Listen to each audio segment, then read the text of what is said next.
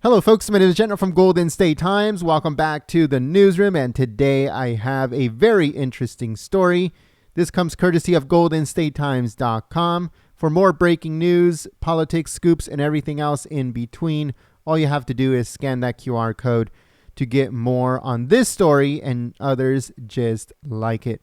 So, out of work bartender Alexandria Ocasio-Cortez, also known as AOC, says that she fears for her life ever since she ran for Congress. You heard it right, folks. So it says, Alexandria Ocasio-Cortez told CNN's Chris Wallace, who used to be from Fox News, that she has lived in constant state of fear for her own well-being since she first was elected to Congress.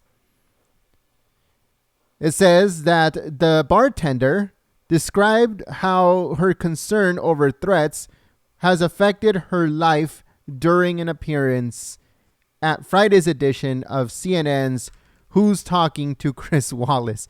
That is the dumbest name for a show ever, but go figure, it's from CNN. Chris Wallace asked the bartender, "Do you feel your life is in danger?" And she said, "Absolutely. I feel that my life has been in danger since the moment that I won my primary election in 2018. Now, nobody was more surprised than the Democrats that she actually beat a sitting Democrat that has been on that position for a very long time. The Democrats gave her a zero chance of winning, and she actually pulled through. So the Democrats were completely surprised that she won. Nancy Pelosi was just, she couldn't even believe it that she won. The Republicans knew that someone like her was going to win because the Democrats have been going further and further and further left to the point of extremism. But according to AOC, everything has become especially intensified when she was first brought into Congress in 2019. Wallace pressed Ocasio-Cortez for more details, asking if what she meant was that if she was looking over her shoulder while she was walking down the street, right? Because now that he's at CNN, they have to amplify it. They have to find a way to make it more menacing. And Ocasio-Cortez, the bartender, said, quote, "It means when I wake up in the morning, I hesitate to walk my dog. It means when I come home, I have to ask my fiance to come out to where my car is or walk me from or to my car to the front door. It means that there's just a general disposition where you kind of feel like there's almost a static electricity around you. And you're always just looking around. Your head is just on a swivel. Going to a restaurant, walking down the street, everywhere you go," she said. Ocasio-Cortez added that her fears for her life have very much shaped her political stances. This is coming from the same person that lied that people will pee in sinks at Border Patrol facilities. The same person that did photo ops outside of a border facility behind a fence and lied about what happened inside.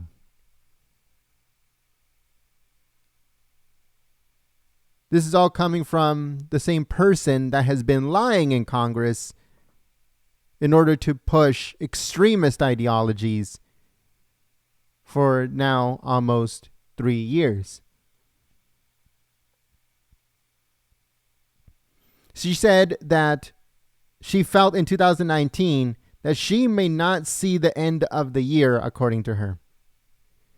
And this is their playbook right now, folks. Because they can't beat people in the polls anymore. Now they have to add the extra And another thing that they can't do, they can't go with the whole, oh, white supremacist, racist angle anymore. It's starting to die down. It's been overplayed and they can't use it anymore. That whole, it's a white supremacist, even though they have last names like Fuentes and Gonzalez and Lopez and this and that. Oh, they're still white supremacists, according to the Democrats. So they can't use that angle anymore. It's been played out. That whole racist card stuff has all been played out. So now they're going to, these people are dangerous. That is the next wave of attack. So that's the reason why you see them. You see these actors, this bartender playing an actor as a congresswoman, saying that she fears for her life because that is the new script. Ocasio-Cortez says, I really felt that way, that she fears for her life every single day.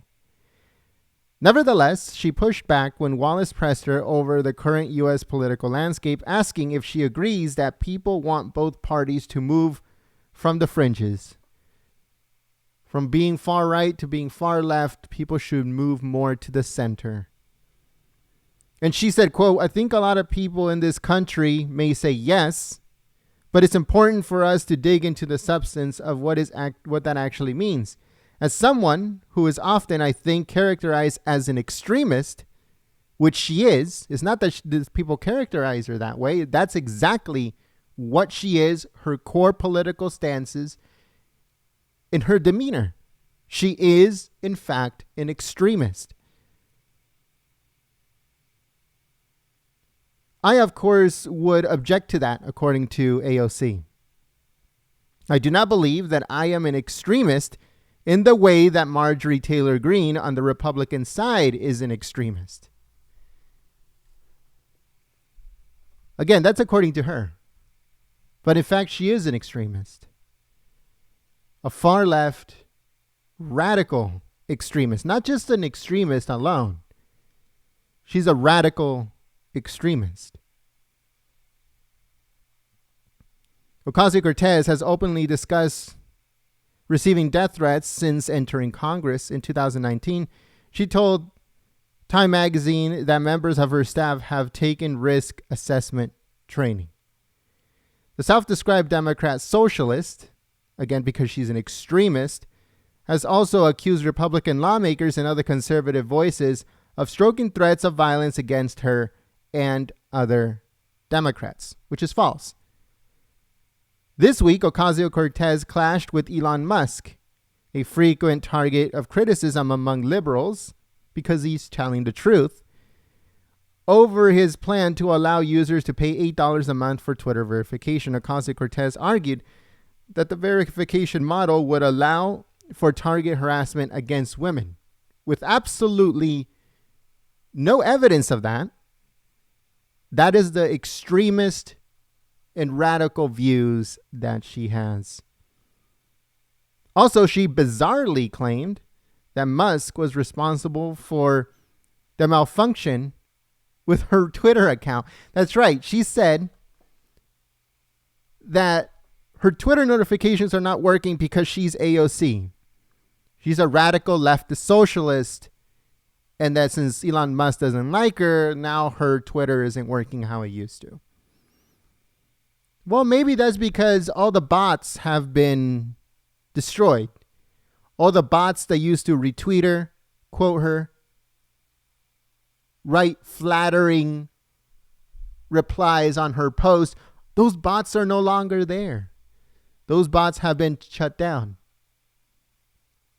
And now she sees it and she goes, wait a minute. I used to get 12,000 likes on this post. Now I only got 3. Well, yeah, it must be Elon Musk messing with my account. No, it just means that they shut down 12,000 bots that used to retweet you, quote you, and write flattering messages on your dumb posts. That's all. It's nothing but that. So Elon Musk wrote back with a joke saying that it was a naked abuse of power on his part. That is funny. Naked abuse of power. But according to AOC, she fears for her life, she says. And you're going to start seeing this more and more from the Democrats. Again, because they can't use the same exact playbook that they have been using for decades now. Decades and decades and decades. They can't use the racist card anymore. They can't use a bunch of other excuses that they used before in order to take people down, in order to stop votes from happening for conservative judges, conservative justices. It doesn't work anymore. So now they're trying to find a new angle. And their new angle is that guy is dangerous because he's a conservative, because he believes in God, because he spreads the word of Christ, because he believes in family, he believes in life, he believes in family structure, mom, dad, children.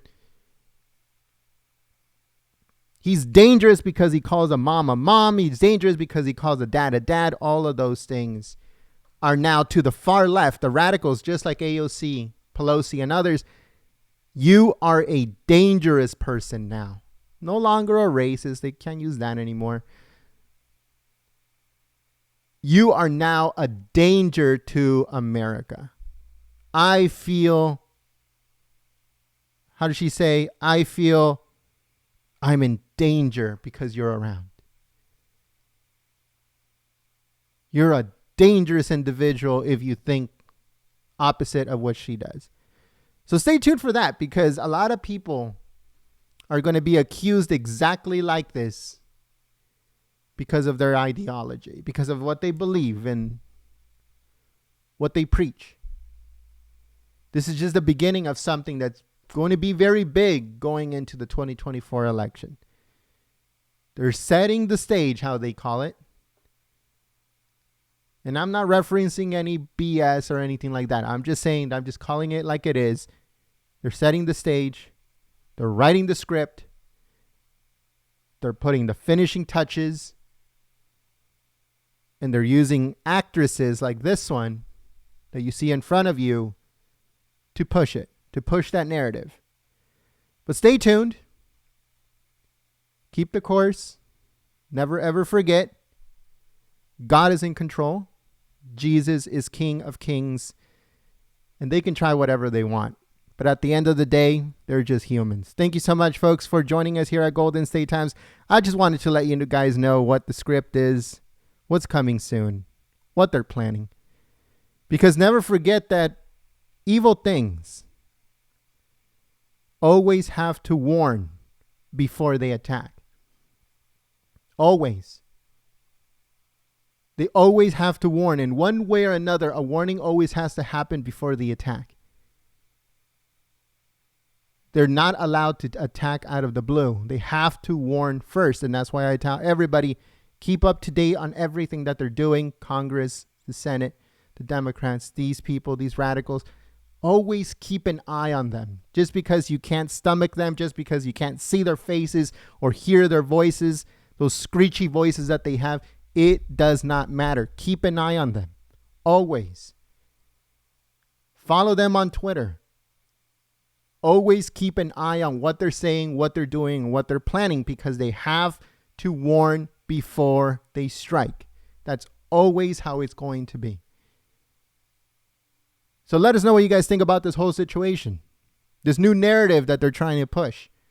And they have been working on it for a while, but now they're really amping it up because we're getting closer and closer to the 2024 election. Now that the midterms are over, it's all in with these Democrats. So let us know what you guys think in the comment section below, and I'll see you guys on the next one. But until then, I'm just warning you guys.